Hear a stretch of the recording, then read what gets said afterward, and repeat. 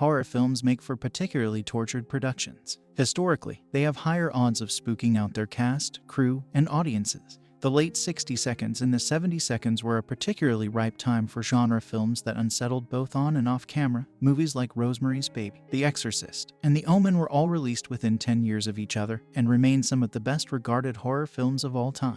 As we'll see, these productions were also plagued by on-set strangeness, a trend that has continued as the horror space has grown.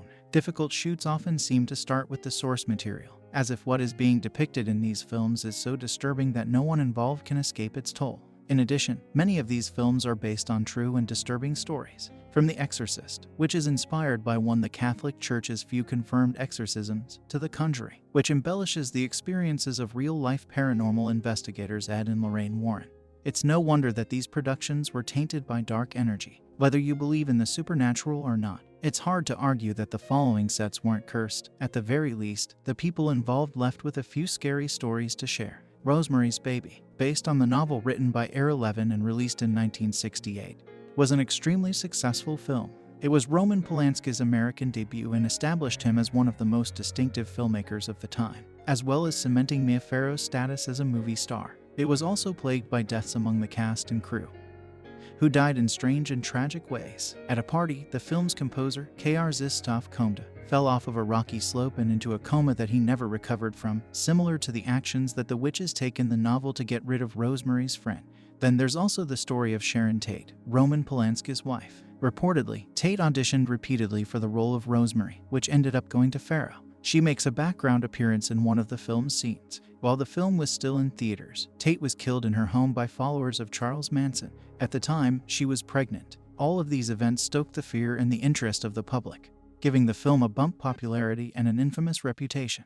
Levin himself said that he had mixed feelings about the film, claiming that while it gave him access to exclusive literary circles, it also helped popularize the occult and Satanism, which was prevalent during that time period. The Exorcist, perhaps because of my Catholic upbringing.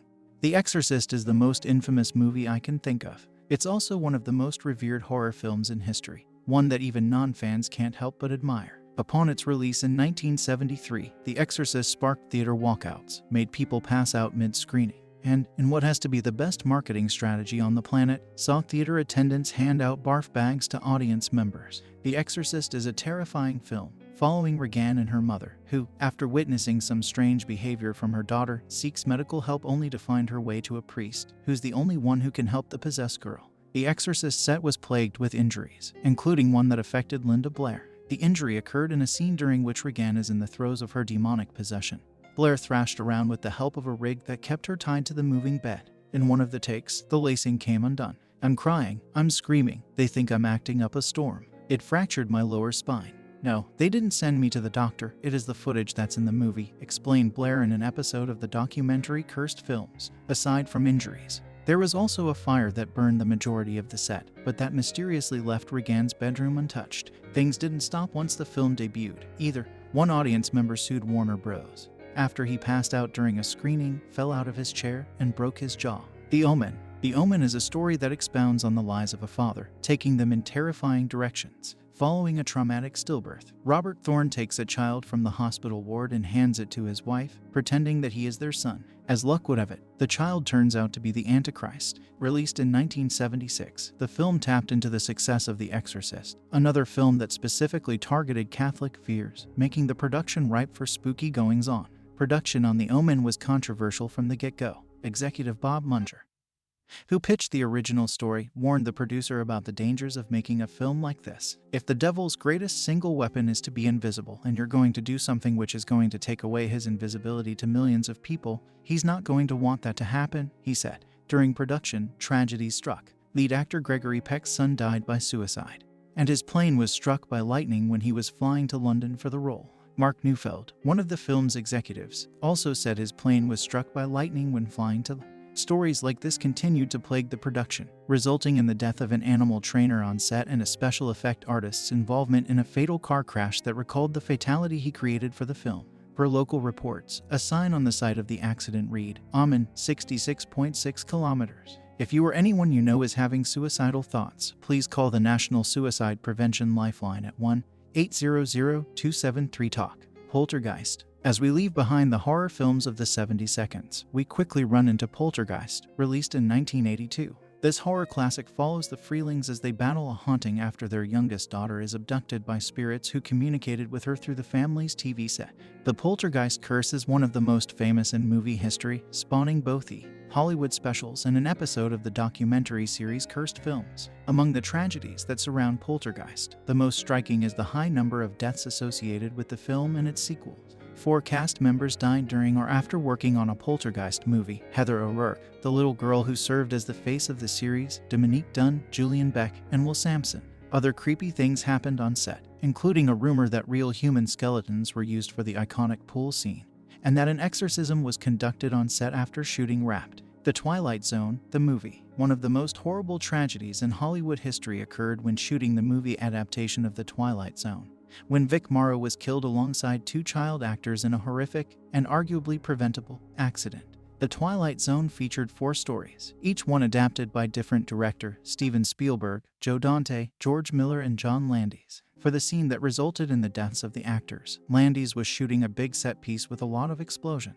Reportedly, Landis' attitude on set was dictatorial and scared some of the crew members into silence when conducting the stunts. In the film, a racist played by Morrow travels through time and must rescue 2 Vietnamese children from an American raid. In the midst of the mayhem, the pilot handling the helicopter on set lost control of the aircraft, killing the 3 actors, forever changing Landis' career and sparking a variety of civil suits against the studio and the director. While the tragedy remains as one of the great Hollywood horror stories, it did force the film industry to place more importance on safety on their film sets, leading to the creation of risk management jobs and new rules for the use of gunfire, planes, pyrotechnics, and more. The Crow. While it's not strictly a horror film, The Crow is a macabre, gothic superhero movie that's heavily influenced by horror classics. It also is one of the most tragic Hollywood productions to date. Directed by Alex Proyas and released in 1994, The Crow is a comic book adaptation starring Brandon Lee as Eric Draven, a man who is murdered alongside his fiancée by a group of gang members right before Halloween.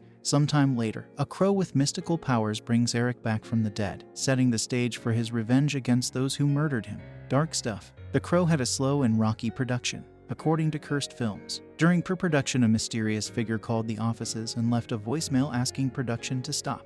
This was followed by multiple tragedies. An electrician was badly burned. Others were injured. Ben Lee died as the film was finishing filming, shot by accident when a prop gun malfunctioned. Since the film was late in production, the person responsible for handling weapons safety wasn't around to supervise the scene and wasn't able to ensure that all props were safe to use. Lee's scenes were completed by using a mixture of body doubles and then revolutionary CGI, but the film kept that charged and sad legacy, which has become impossible to separate from the story itself.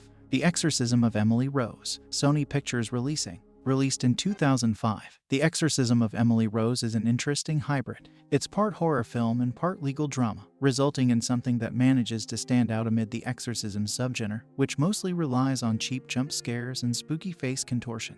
Loosely based on a true story, The Exorcism of Emily Rose follows Aaron, an agnostic lawyer tasked with defending a priest who's been accused of homicide after conducting an exorcism that resulted in the death of Emily Rose. The film follows 2 separate storylines: the present, which involves the legal drama, and the past, which depicts the exorcism in question and features Jennifer Carpenter's captivating performance. According to Carpenter, her radio would turn on at random times during the middle of the night while she was shooting the film.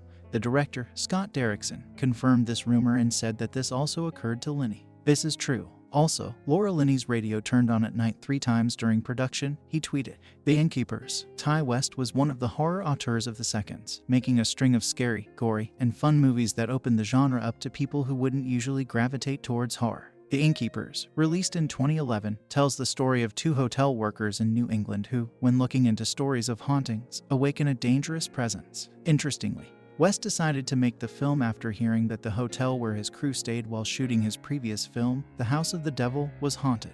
While the hotel that inspired the film is actually in the film, said West in an interview with IndieWire. The staff at the hotel believe it's haunted.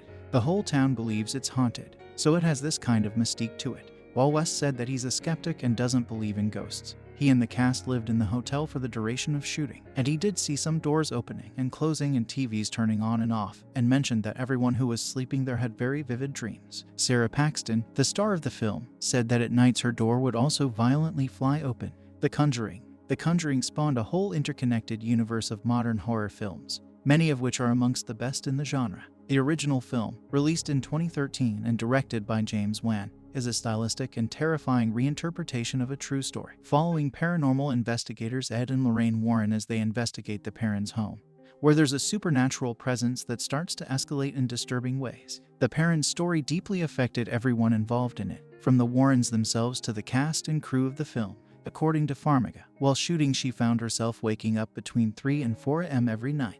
This hour has long been associated with spirits and the devil. In the case of The Conjuring, that's also when the witch character dies. Farmiga also reported finding claw marks, first on her computer screen and then on her leg. While the film never halted production, the experiences were strange enough that the team behind The Conjuring 2 hired a priest to bless the set before filming started. If there's something to be learned from all of this, it's that, when depicting the paranormal, you can never be too safe. Annabelle Comes Home. Another installment in the Conjuring series, Annabelle Comes Home was another seemingly cursed production. Released in 2019, Annabelle Comes Home stars franchise newcomer McKenna Grace and series veterans Patrick Wilson and Vera Farmiga, adding another chapter to the Warrens saga. This time following a possessed doll that starts tormenting the couple's daughter and babysitter. In conversation with The Wrap, Grace talked about her experiences shooting the film, which included doors opening and closing and shadowy figures that she spotted on location. When all of us were on set together for the first time, the lights went out and we were all freaking out and asking, "Annabelle, are you there?" Grace said. Then, the lights turned back on and my nose was bleeding so heavily. It happens sometimes because of allergies, but not this heavy. As soon as I left set to get a tissue, it stopped. Production notes also state that a piano bench moved around without explanation and that, while visiting the set, a journalist's watch went haywire, skipping hours ahead.